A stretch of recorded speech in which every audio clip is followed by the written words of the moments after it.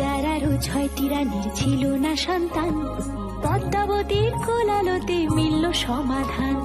বছর যেতে জন্ম নিল 7 ছেলে 1 মেয়ে, হয় খুশির আকাশ হঠাৎ কালো মেঘে গেল ছেয়ে। হিংসেতে যায় জ্বলে পুড়ে বাকি 6টি রানী, যুক্তি করে ঘটায় ওরা 7 কুমারের হানি।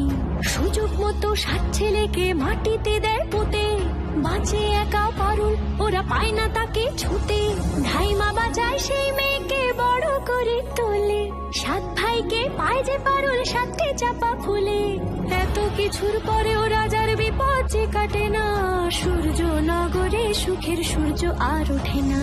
হিংসা বিবাদ বিচ্ছেদ আর প্রেমের কাহিনীতে পারুল বোন কি পারবে 7 ভাই চম্পাকে জাগাতে।